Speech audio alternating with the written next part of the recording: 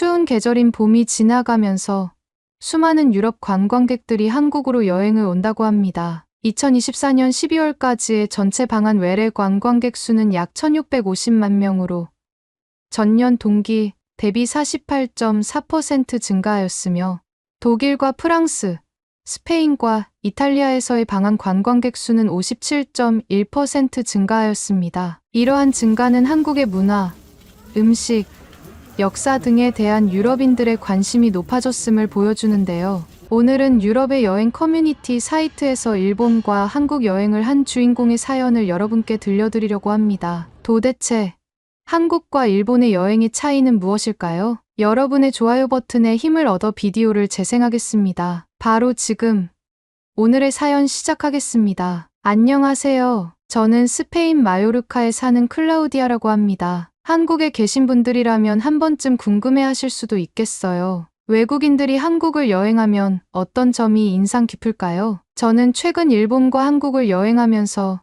두 나라를 비교할 기회가 있었습니다. 사실 한국을 방문하기 전까지는 일본이 더 기대됐어요. 어릴 때부터 일본 애니메이션을 보고 자랐고 유튜브에서 도쿄, 오사카, 교토 같은 도시들의 멋진 풍경을 보면서 언젠가 꼭 가보고 싶다고 생각했거든요. 반면 한국은 상대적으로 덜 익숙했어요. BTS와 블랙핑크 덕분에 한국 음악에 관심이 생기긴 했지만 그 외에 한국 문화는 일본만큼 깊이 알지 못했어요. 그래서 여행 일정을 짤 때 일본을 먼저 방문한 후 한국으로 가기로 했어요. 두 나라 모두 아시아에서 가장 인기 있는 여행지였고 비슷한 점도 많아 보였어요. 하지만 여행을 다녀오고 나니 제 생각은 완전히 바뀌었습니다. 도쿄 나리타 공항에 도착했을 때 일본은 처음부터 정돈된 나라라는 인상을 주었어요. 입국 심사는 빠르고 체계적이었고 공항 직원들은 매우 정중했어요. 일본어를 몰라도 충분히 안내를 받을 수 있도록 잘 정리된 표지판과 시스템이 갖춰져 있었죠. 하지만 공항을 나서는 순간부터 뭔가 거리감이 느껴지기 시작했어요. 공항에서 전철을 타고 시내로 가는데 승객들이 모두 조용했어요. 전화 통화도 거의 하지 않고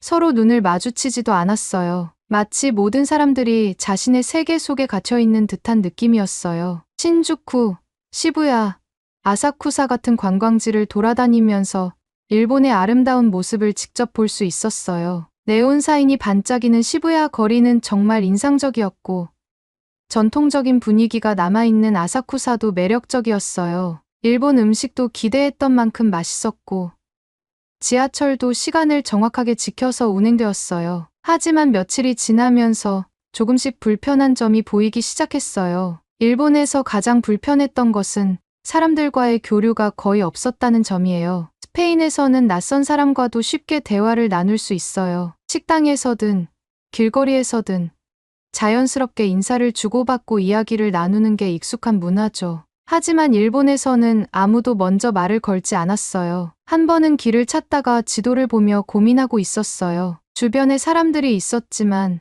아무도 저를 도와주지 않았어요. 용기를 내어 영어로 길을 물어봤는데 몇몇 사람들은 당황한 듯 미소만 짓고 그냥 지나갔어요. 편의점에서도 간단한 질문을 했더니 점원이 사과만 하고 급히 자리를 떠버렸어요. 그 순간 깨달았어요. 일본은 정말 정중한 나라지만 동시에 개인주의적인 문화가 강한 곳이라는 거요. 그리고 저는 점점 외로워지는 기분이 들었어요. 일본은 깨끗하고 정리정돈이 잘 되어 있고 모든 것이 효율적이에요. 하지만 그 속에서 따뜻한 인간적인 교류를 찾기는 어려웠어요. 그렇게 일본에서의 여행을 마치고 저는 두 번째 목적지인 한국으로 떠났어요. 솔직히 말하면 큰 기대 없이요. 일본과 비슷한 분위기일 거라고 생각했어요. 하지만 공항에 도착한 순간부터 저는 완전히 다른 세상에 온 것 같은 느낌이 들었어요. 김포공항에 내리자마자 분위기가 확 달랐어요. 사람들이 바쁘게 움직이고 있었고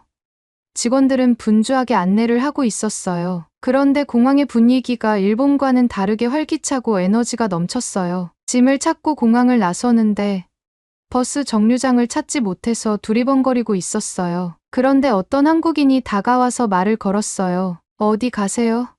도와드릴까요? 너무 놀랐어요. 일본에서는 길을 물어보려고 해도 사람들이 피하려고 했는데 한국에서는 제가 도움을 요청하기도 전에 먼저 말을 걸어주는 거예요. 저는 어리둥절한 채 목적지를 말했고 그분은 친절하게 길을 설명해 줬어요. 그리고 심지어 버스 정류장까지 같이 가줄까요?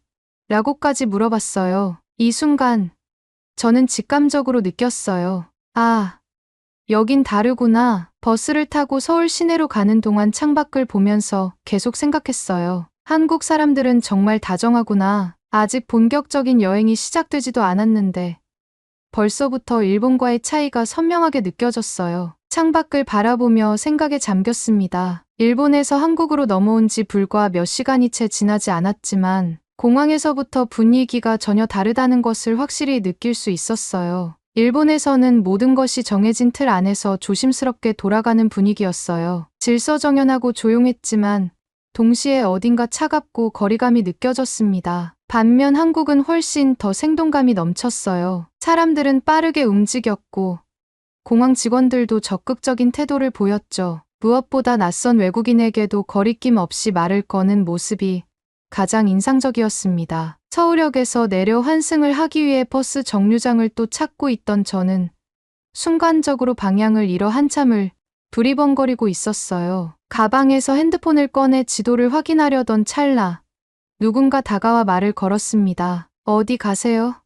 도와드릴까요? 깜짝 놀라 고개를 들었어요. 한 한국인 남성이 밝은 미소를 띠고 서 있었습니다. 일본에서는 제가 먼저 말을 걸어도 사람들은 당황하거나 곤란해하는 기색이 역력했는데 한국에서는 오히려 먼저 다가와 도움을 주겠다고 했어요. 순간 머릿속이 복잡해졌습니다. 이런 일이 우연일까? 아니면 한국에서는 이런 것이 자연스러운 문화일까? 아, 내 명동으로 가야 하는데 버스를 어디서 타야 할지 모르겠어요. 그는 환하게 웃으며 손짓을 했어요. 아, 저쪽이에요. 제가 같이 가드릴까요? 순간 망설여졌습니다. 일본에서는 이런 친절을 거의 받아본 적이 없었기 때문이죠. 하지만 그의 태도는 전혀 부담스럽지 않았고 자연스러웠어요. 조심스럽게 괜찮아요. 알려주셔서 감사합니다. 라고 하자 그는 고개를 끄덕이며 좋은 여행 되세요. 라고 인사를 한 뒤 떠났습니다. 그의 뒷모습을 바라보며 생각했어요. 일본과는 확실히 다르다. 버스를 타고 서울 시내로 가는 동안 창밖을 바라보며 계속 생각에 잠겼어요. 서울은 도쿄만큼이나 현대적인 도시였지만 분위기는 훨씬 더 활기차고 개방적이었어요. 거리에는 사람들이 북적였고 곳곳에서 대화하는 소리가 들렸습니다. 숙소에 짐을 풀고 서울에서 가장 유명한 관광지 중 하나인 명동으로 향했어요. 명동은 한국의 쇼핑과 K-뷰티의 중심지라고 해서 기대하고 있었습니다. 거리에 들어서자마자 예상보다 훨씬 많은 외국인들이 눈에 띄었어요. 어디서나 다양한 언어가 들렸죠. 영어, 중국어, 일본어, 심지어 프랑스어까지 들렸습니다. 일본에서도 외국인 관광객이 많긴 했지만 이렇게까지 여러 언어가 한꺼번에 들리는 경험은 처음이었어요. 그때 어디선가 낯익은 언어가 들렸습니다. 안녕하세요. 도움이 필요하신가요? 순간 걸음을 멈췄어요. 혹시 내가 잘못 들었나? 뒤를 돌아보니 한 한국 여성이 저를 보고 미소를 짓고 있었어요. 너무 놀라서 영어로 물었습니다. 죄송해요. 방금 스페인어 하신 거 맞나요? 그녀는 웃으며 고개를 끄덕였어요. 네. 스페인어 할 줄 알아요. 어디서 오셨어요? 그 순간 말문이 막혔습니다. 한국에서 스페인어를 듣게 될 줄은 상상도 하지 못했거든요. 일본에서는 영어조차 통하지 않는 경우가 많았는데 한국에서는 오히려 제 모국어로 먼저 말을 걸어주는 사람이 있었어요. 너무 신기해서 조심스럽게 답했습니다. 저는 스페인 마요르카에서 왔어요. 그녀는 반갑다는 듯 고개를 끄덕였어요. 와, 마요르카요? 저는 한국에서 스페인어 전공했어요. 멕시코에서 어학연수도 다녀왔고요. 그 순간 일본에서의 기억이 떠올랐습니다. 일본에서는 기본적인 영어조차 통하지 않아 의사소통이 쉽지 않았어요. 하지만 한국에서는 사람들이 외국어를 배우고 활용하는 것에 익숙한 듯 보였습니다. 한국이 외국인에게 보다 열린 사회라는 느낌을 받을 수 있었어요. 명동에서 여러 가게를 둘러보던 중 또 한 번 한국과 일본의 차이를 느끼게 되었어요. 가게에 들어가자마자 점원이 밝은 표정으로 다가왔어요. 안녕하세요. 무엇을 도와드릴까요? 자연스럽게 그냥 둘러보는 중이에요. 라고 대답했어요. 그런데 점원이 저를 한번 쓱 훑어보더니 조심스럽게 물었습니다. 혹시 스페인에서 오셨나요? 깜짝 놀라. 네. 어떻게 아셨어요? 라고 되물었어요. 그녀는 웃으며 말했어요. 요즘 스페인에서 오신 분들이 많아서요. 혹시 몰라서 여쭤봤어요. 그러더니 갑자기 스페인어로 말을 걸었어요. 안녕하세요. 어디서 오셨어요? 순간 너무 놀라면서도 반가운 마음에 바로 대답했어요. 저는 스페인 마요르카에서 왔어요. 그녀는 자연스럽게 스페인어로 대화를 이어갔어요. 이야기를 나누다 보니 한국에서는 외국인을 위한 서비스를 제공하기 위해 일부러 외국어를 배우는 점원들이 많다고 했어요. 그 순간 일본과의 차이를 다시 한번 실감했어요. 일본에서는 사람들이 정중했지만 일정한 거리를 유지하려는 느낌이 강했어요. 반면 한국에서는 사람들이 먼저 다가와 말을 걸고 적극적으로 도와주려 했어요. 이건 단순한 서비스 정신이 아니었어요. 한국이 외국인을 받아들이는 방식 자체가 일본과는 완전히 달랐어요. 서울에서의 며칠 동안 저는 일본과는 전혀 다른 경험을 하고 있었습니다. 사람들이 먼저 다가와 도움을 주었고 예상치 못하게 스페인어를 사용하는 사람들도 만날 수 있었습니다. 하지만 한국에서의 경험은 여기서 끝나지 않았어요. 저는 한국에서 여행을 하며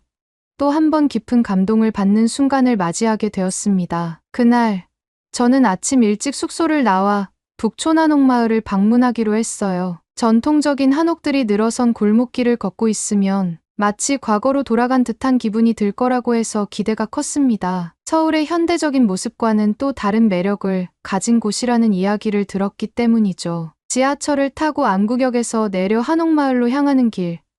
저는 잠시 카페에 들러 커피 한 잔을 사기로 했어요. 작은 골목길에 자리한 한 카페에 들어가 메뉴를 고르고 있던 중이었습니다. 그런데 주문을 하려는 순간 문제에 부딪혔어요. 카페에서는 무인 주문 시스템을 사용하고 있었는데 터치스크린에 영어 메뉴가 보이지 않았습니다. 일본에서는 키오스크가 있어도 외국어 지원이 부족한 곳이 많았기에 한국에서는 좀 더 원활하게 이용할 수 있을 거라고 기대했지만 이곳에서는 영어가 표시되지 않았어요. 난감한 상황이었죠.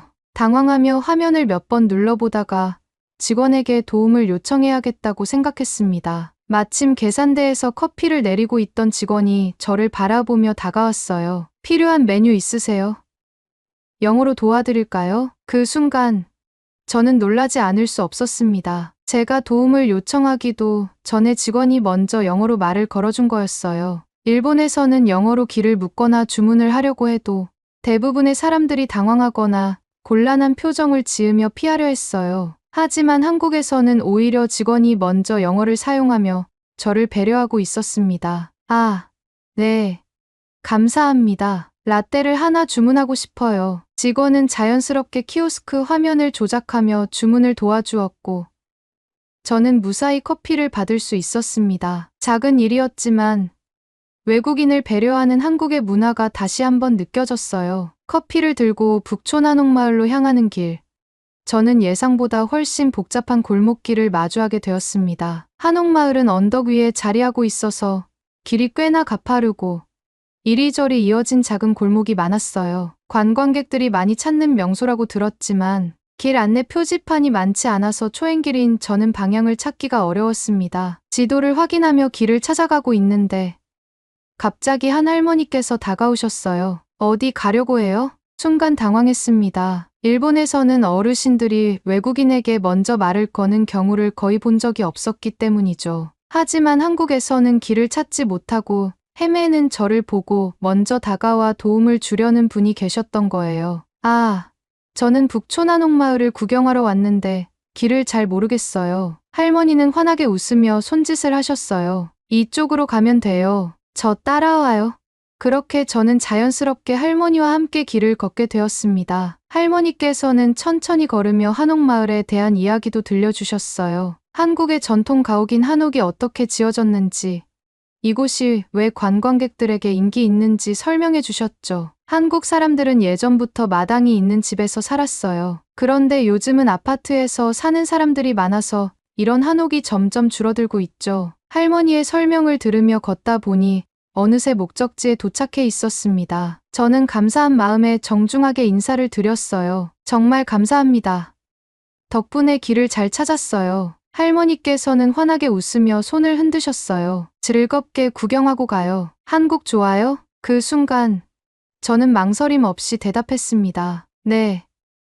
한국이 정말 좋아요. 여행을 하면서 저는 일본과 한국의 차이를 점점 더 실감하게 되었습니다. 일본에서는 거리의 깨끗함과 정돈된 분위기에 감탄했지만 어디서든 사람들과의 거리감이 느껴졌어요. 영어로 길을 물어보는 것조차 조심스러웠고 많은 사람들이 의사소통을 피하려는 듯한 느낌을 받았습니다. 하지만 한국에서는 달랐어요. 공항에서부터 사람들이 먼저 다가와 도움을 주었고 가게 직원이 외국어를 능숙하게 사용하며 배려해 주었으며 길을 잃었을 때도 따뜻한 마음으로 길을 안내해 주는 사람이 있었습니다. 이 모든 순간들이 모여 저는 한국이라는 나라를 더욱 깊이 이해할 수 있었습니다. 북촌 한옥마을을 돌아본 후 저는 한옥 카페에 들어가 따뜻한 전통차를 마시며 잠시 쉬었습니다. 창밖으로 보이는 서울의 풍경을 바라보며 생각했습니다. 나는 왜 한국보다 일본을 더 기대했던 걸까? 이제 와서 생각해보면 저는 한국에 대해 너무 몰랐던 것 같았습니다. 한국이 이렇게 외국인을 따뜻하게 맞이하는 나라라는 것을 직접 경험하고 나서야 깨달을 수 있었어요. 한국에서의 여행은 단순한 관광이 아니었습니다. 저는 이곳에서 예상치 못한 감동을 받고 있었습니다. 한국에서의 마지막 날, 저는 숙소 근처의 작은 공원 벤치에 앉아 있었습니다. 따뜻한 햇살이 내리쬐고 있었고 바람이 살짝 불어오면서 기분 좋은 공기가 느껴졌어요. 출국을 앞두고 여행의 순간들을 하나씩 떠올려 보았습니다. 한국은 저에게 너무나도 많은 놀라움을 안겨준 나라였습니다. 처음에는 단순한 호기심으로 방문했던 곳이었지만 여행을 하면서 저는 예상하지 못했던 따뜻한 경험을 하게 되었어요. 그동안 일본이 더 기대됐던 건 사실이었습니다. 어릴 때부터 일본 애니메이션과 문화를 접하면서 자연스럽게 일본을 동경하게 되었고 여행을 계획할 때도 일본을 가장 먼저 떠올렸습니다. 하지만 여행이 끝난 지금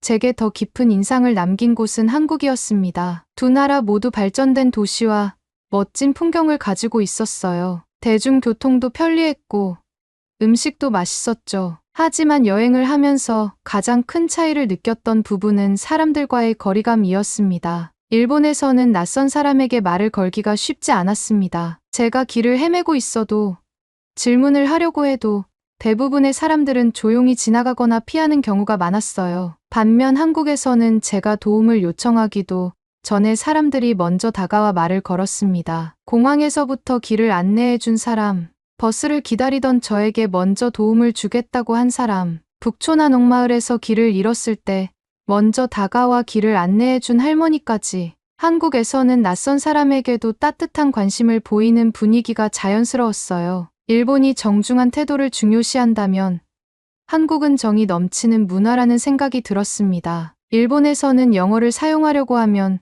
사람들이 부담스러워하는 경우가 많았습니다. 특히 편의점이나 식당에서는 직원들이 영어를 이해하지 못해 난감했던 적도 있었어요. 하지만 한국에서는 많은 사람들이 외국어를 능숙하게 사용했고 심지어 스페인어를 할 줄 아는 사람도 만날 수 있었습니다. 명동의 가게 점원이 스페인어로 인사했던 일, 카페 직원이 먼저 영어로 도와주겠다고 했던 순간, 관광지에서 만난 한국인이 스페인어를 배운 이유를 이야기했던 경험, 이 모든 것들이 저에게 한국이 외국인 친화적인 나라라는 확신을 심어주었습니다. 일본에서는 사람들이 감정을 크게 드러내지 않는 경향이 있었습니다. 예의 바르고 친절하지만 그 이상의 교류는 쉽게 이루어지지 않았어요. 하지만 한국에서는 사람들과 보다 쉽게 감정을 공유할 수 있었습니다. 한국 좋아요?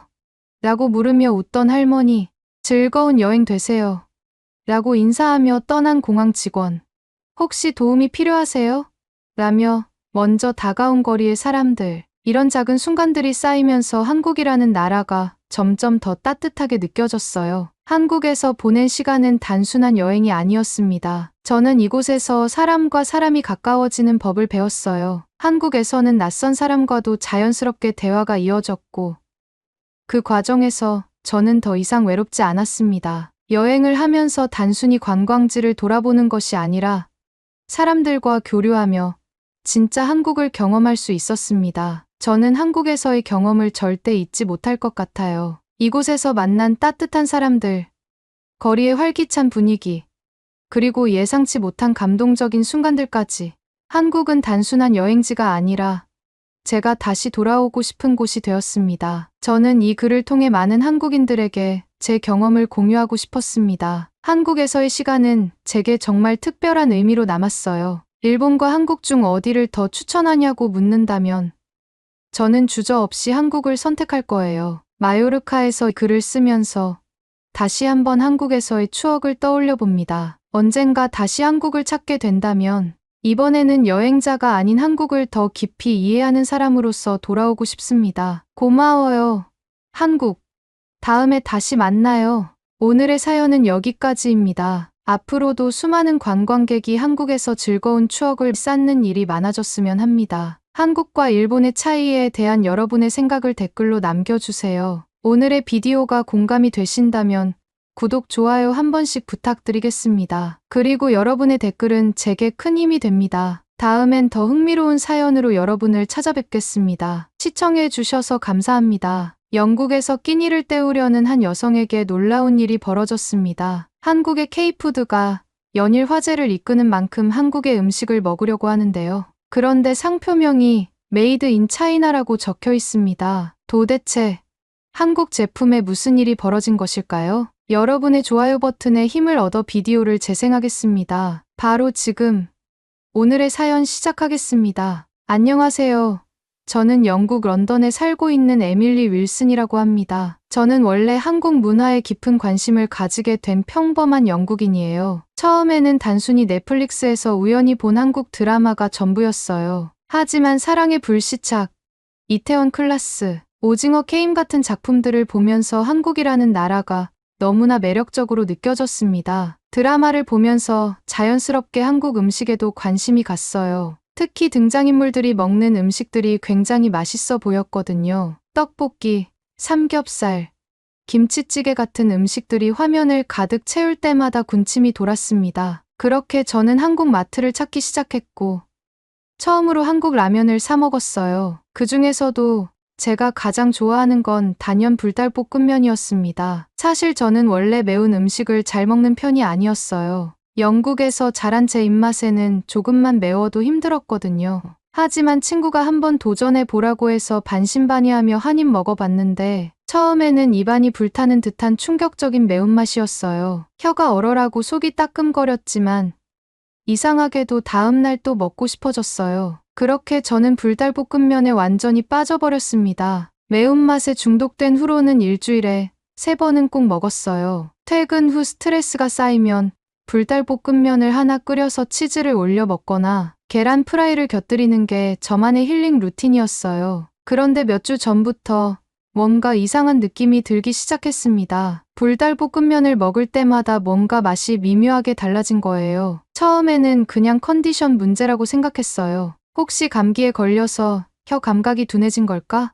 라고 생각하면서 대수롭지 않게 넘겼습니다. 그런데 같은 제품을 사 먹었는데도 계속해서 똑같은 느낌이 들었어요. 일단 면의 질감부터 달랐어요. 원래 불닭볶음면은 탱탱하고 쫄깃한 식감이 특징인데 이번에 먹은 제품은 뭔가 퍼진 느낌이었어요. 씹을 때마다 밀가루 맛이 강하게 느껴졌고 심지어 면이 금방 물러졌어요. 소스도 이상했습니다. 불닭볶음면 특유의 깊고 진한 매운맛이 아니라 그냥 맵기만 한 느낌이었어요. 원래의 불닭 소스는 단맛과 감칠맛이 어우러져서 중독적인 맛을 내는데 이번 제품은 단순히 혀를 찌르는 듯한 맵기만 강했어요. 먹을수록 입이 얼얼했지만 원래의 감칠맛이 사라진 듯한 허전한 느낌이 들었습니다. 처음에는 그냥 제가 예민한 거라고 생각했어요. 하지만 또 한 가지 이상한 점을 발견하고 말았습니다. 포장지가 뭔가 이상했던 겁니다. 불닭 캐릭터는 여전히 있었고 한국어도 쓰여 있었지만 뭔가 미묘하게 달랐어요. 처음에는 그냥 디자인이 바뀌었나 보다 하고 넘기려다가 우연히 기존에 사놓았던 제품과 비교해 보게 됐습니다. 그리고 저는 큰 충격을 받았습니다. 먼저 패키지의 색감이 기존 제품보다 약간 흐릿했어요. 불닭 캐릭터의 눈 모양도 살짝 다르게 보였고 전체적인 디자인이 어딘가 조잡한 느낌이 들었습니다. 가장 큰 차이점은 한글이었어요. 자세히 보니 띄어쓰기가 어색한 부분이 몇 군데 있었고 글씨체도 기존 제품과 미묘하게 달랐어요. 그러다 포장지 뒷면을 보고 저는 완전히 얼어붙었습니다. 메이드 인 차이나. 순간적으로 머리가 하얘졌습니다. 분명 불달볶음면은 한국 제품으로 알고 있었는데 왜 이 제품은 중국에서 만들어졌을까? 혹시 한국 본사가 중국에서 공장을 운영하는 걸까? 아니면 단순한 병행 수입 제품일까? 하지만 이상한 점이 한두 가지가 아니었어요. 인터넷에서 불달볶음면의 정품 패키지를 검색해 보고 나서야 저는 확실한 차이점을 발견했습니다. 진짜 불달볶음면 패키지에는 메이드 인 코리아 라고 분명히 표시되어 있었어요. 그런데 제가 구매한 제품에는 메이드 인 차이나 라고 적혀 있었죠? 설마 가짜 불달볶음면인가? 순간 온몸에 소름이 돋았습니다. 한국 제품이 중국에서 불법적으로 복제되어 유럽에 팔리고 있다는 생각이 들자 저는 충격과 분노를 감출 수 없었습니다. 혹시 이게 단순한 오해일 수도 있지 않을까 싶어서 저는 인터넷을 뒤지기 시작했어요. 그리고 더 충격적인 사실을 발견했습니다. 제가 가입해 있던 한국 음식 관련 커뮤니티에서 이미 중국산 가짜 불달볶음면에 대한 이야기가 나오고 있었던 겁니다. 나도 영국에서 불달볶음면을 샀는데 포장지가 이상했어.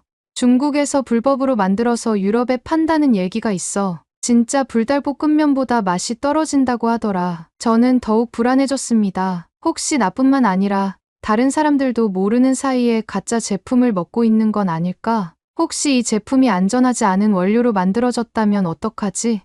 이건 단순한 문제가 아니라고 생각했습니다. 저는 곧바로 한국 본사에 이메일을 보냈습니다. 안녕하세요. 저는 영국 런던에 거주하는 소비자입니다. 최근에 불달볶음면을 구매했는데 기존 제품과 맛이 너무 다르고 포장지에 메이드 인 차이나라고 적혀 있었습니다. 혹시 중국에서 공식적으로 생산된 제품인가요? 아니면 불법 모조품일 가능성이 있나요? 이메일을 보내고 나서도 불안한 마음이 가라앉지 않았습니다. 혹시 이 문제를 아무도 모르고 있다면? 혹시 이대로 넘어가 버린다면? 저는 점점 더 큰 불안감에 휩싸였습니다. 그리고 이제야 깨달았습니다. 이건 단순히 불달볶음면 하나의 문제가 아닐 수도 있다는 거요. 한국 본사에 이메일을 보낸 후 저는 인터넷을 뒤져가며 더 많은 정보를 찾아보기 시작했습니다. 처음에는 단순히 제가 구매한 불달볶음면이 정품인지 아닌지를 확인하고 싶었을 뿐이었지만 검색을 하면 할수록 이 문제가 단순한 한 제품의 문제가 아니라는 사실을 깨닫게 되었습니다. 인터넷 커뮤니티에서는 이미 많은 사람들이 저와 같은 경험을 공유하고 있었습니다. 저도 영국에서 불달볶음면을 샀는데 뭔가 맛이 이상했어요. 중국에서 불법으로 가짜 불달볶음면을 만들어 유럽에 수출하고 있다는 소문이 있더라고요. 혹시 제가 사 먹은 것도 가짜였을까요? 비슷한 경험을 한 사람들이 계속해서 나타났고 심지어 어떤 사람들은 본사에 직접 문의를 해본 적도 있다고 했습니다. 저는 그중 한 사람이 올린 사진을 보고 더 큰 충격을 받았습니다. 그 사진 속 불달볶음면이 제가 산 것과 똑같이 생겼던 것입니다. 이건 우연이 아니었습니다. 단순히 한두 개의 매장에서 판매된 제품이 아니라 중국에서 대량으로 만들어진 가짜 한국 제품이 유럽에 유통되고 있는 상황이라는 것이 점점 명확해졌습니다. 저는 더욱 불안해졌고 이 문제의 원인이 무엇인지 깊이 파헤쳐 보기로 했습니다. 관련된 기사와 분석 자료를 찾아 읽으며 저는 중국이 왜 이런 일을 하는지 정리해 보았습니다. 첫 번째 이유는 한국 브랜드의 높은 신뢰도였습니다. 최근 몇 년간 한국의 K-푸드, K-뷰티, K-패션은 전 세계적으로 엄청난 인기를 끌고 있었습니다. 한국 드라마와 K-팝이 세계적으로 유행하면서 자연스럽게 한국 제품도 품질이 우수하다는 인식을 얻게 되었습니다. 특히 화장품과 식품의 경우 소비자들은 한국산 제품이라면 믿고 구매하는 경향이 강했습니다. 이를 이용해 중국은 가짜 제품을 만들고 한글을 그대로 사용해 마치 한국에서 만든 것처럼 위장하여 판매하고 있었습니다. 두 번째 이유는 빠른 시장 점유였습니다. 한국 브랜드가 해외 시장에 진출하려면 유통망을 확보하고 법적 절차를 거쳐야 하며 마케팅을 통해 소비자들에게 브랜드를 알리는 과정이 필요합니다. 하지만 중국은 이런 과정을 거칠 필요 없이 정품보다 먼저 가짜 제품을 시장에 풀어버리는 전략을 사용하고 있었습니다. 가짜 제품이 먼저 시장을 장악하면 소비자들은 정품이 출시되기 전에 이미 익숙해진 브랜드를 계속해서 찾게 되고 결국 정품이 들어와도 정품인지 아닌지 구별하지 못한 채 가짜 제품을 계속 소비하게 되는 것이었습니다. 마지막으로 가장 큰 이유는 가격 경쟁력이었습니다. 가짜 제품은 정품보다 훨씬 저렴하게 생산할 수 있었습니다. 품질을 고려하지 않고 값싼 원료를 사용하면 정품보다 훨씬 낮은 가격의 제품을 공급할 수 있기 때문입니다. 유럽이나 동남아시아 같은 시장에서는 가격을 우선적으로 고려하는 소비자가 많았고 중국은 이를 이용해 한국산 제품보다 저렴한 가짜 한국 제품을 대량으로 유통하는 방식을 사용하고 있었습니다. 이 모든 걸 알게 되자 저는 더욱 화가 났습니다. 단순히 몇몇 업체가 한국 제품을 모방하는 것이 아니라 조직적으로 한국 브랜드를 베껴 해외 시장을 장악하려는 계획적인 전략이라는 것이 분명해졌기 때문입니다. 가짜 불닭볶음면을 유럽에 판매하는 것도 그 전략의 일부였던 것입니다. 저는 가짜 제품에 대한 여러 자료를 정리한 후 다시 한국 본사에 이메일을 보냈습니다. 이번에는 제가 조사한 내용까지 상세히 적어 보냈습니다. 가짜 제품의 특징, 중국에서 유럽으로 수출되는 과정, 유통망에 대한 정보까지 가능한 모든 걸 포함했습니다. 하루가 지나자 한국 본사에서 답장이 왔습니다. 안녕하세요. 먼저 저희 제품을 사랑해 주셔서 감사합니다. 고객님께서 제보해 주신 내용에 대해 내부적으로 조사 중입니다. 혹시 구매하신 제품의 사진과 구매처를 알려주실 수 있을까요? 저는 즉시 사진과 영수증을 첨부해 보냈습니다. 몇 시간이 지나자 본사에서 다시 답장이 왔습니다. 제보해 주신 제품은 공식적으로 저희가 생산한 제품이 아닙니다. 중국에서 불법으로 모방하여 생산한 가짜 제품으로 확인되었습니다. 이 문제에 대해 적극적인 법적 대응을 검토하고 있으며 해당 유통업체에도 경고 조치를 취할 예정입니다. 순간 머리가 멍해졌습니다. 정말 가짜였던 것입니다. 한국 본사에서도 공식적으로 확인해 준 만큼 이제 더 이상 의심할 여지가 없었습니다. 그런데 더욱 충격적인 건 이 제품이 단순한 불법 복제품이 아니라 한국 본사도 모르고 있는 상태에서 유럽 시장에 대량으로 유통되고 있었다는 사실이었습니다. 저는 가짜 제품을 구매한 마트에 가서 다시 한번 확인해 보기로 했습니다. 그리고 그곳에서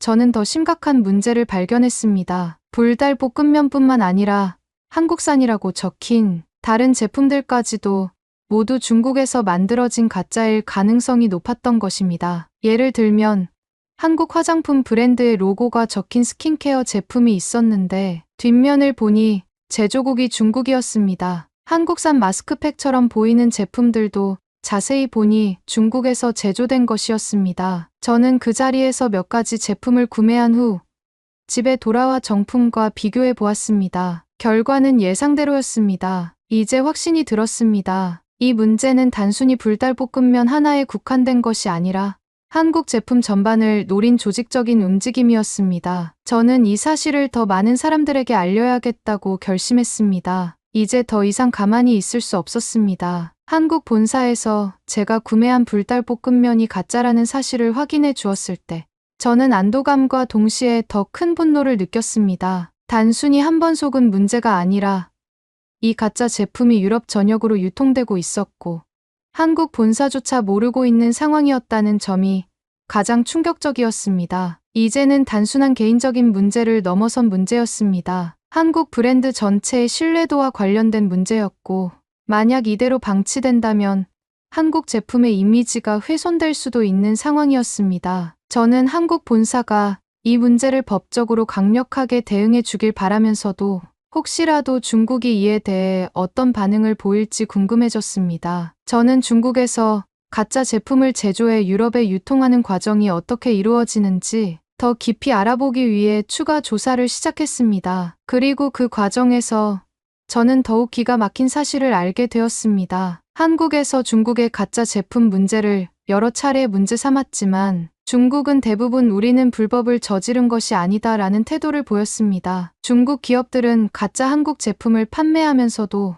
자신들의 행동이 정당하다고 주장하고 있었습니다. 예를 들어 몇 년 전 한국 화장품 브랜드의 상표권을 중국 기업이 먼저 등록한 사례가 있었습니다. 그 기업은 한국 브랜드에서 문제를 제기하자 우리가 먼저 중국에서 정식으로 상표를 등록했기 때문에 문제 될 것이 없다라고 주장하며 오히려 법적 대응을 준비했습니다. 이번 불닭볶음면 사건도 마찬가지였습니다. 중국의 한 유통업체는 가짜 불닭볶음면에 대한 논란이 불거지자 우리는 한국과 협력하여 제품을 만든 것이다 라는 주장을 펼쳤습니다. 하지만 이는 명백한 거짓말이었습니다. 한국 본사에서는 중국과 협력하여 불닭볶음면을 생산한 적이 없었으며 공식적으로 유럽에 유통된 모든 제품은 한국에서 생산된 것이었습니다. 하지만 중국 측에서는 끊임없이 우리도 한국 제품을 연구하여 독자적으로 만든 것일 뿐이다. 한국과 중국은 음식 문화가 비슷하니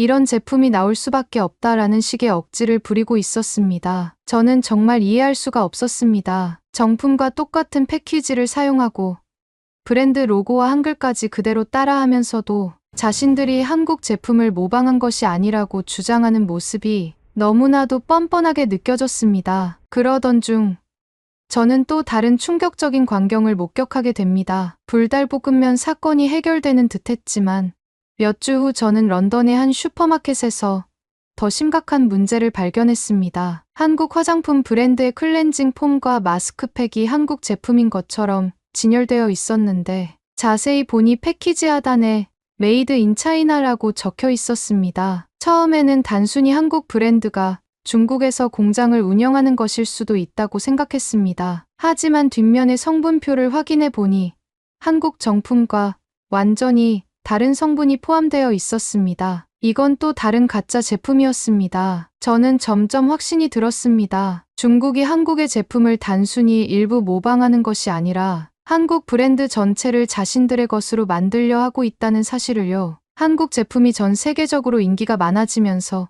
중국은 이를 기회로 삼아 한국 제품을 모방하고 심지어는 자신들이 한국 제품을 만들어 해외로 수출하는 것처럼 보이게 만들고 있었습니다. 이제는 식품뿐만 아니라 화장품, 의류, 심지어 가전제품까지 가짜 한국 브랜드로 둔갑하고 있었습니다. 저는 이 문제를 더 이상 개인적인 차원에서 넘어갈 일이 아니라고 판단했습니다. 이제는 더 많은 사람들에게 알려야 했습니다. 저는 SNS와 커뮤니티 사이트에 이 문제를 적극적으로 알리기 시작했습니다. 중국에서 가짜 한국 제품을 만들어 유럽에 유통하고 있습니다. 불닭볶음면뿐만 아니라 화장품, 의류까지 한국산인 척 판매하고 있어요. 정품을 사기 전에 반드시 확인하세요. 이 글을 올리자마자 많은 사람들이 관심을 보였습니다. 특히 한국 제품을 애용하는 유럽과 미국의 소비자들은 큰 충격을 받은 듯했습니다. 저도 한국 화장품을 샀는데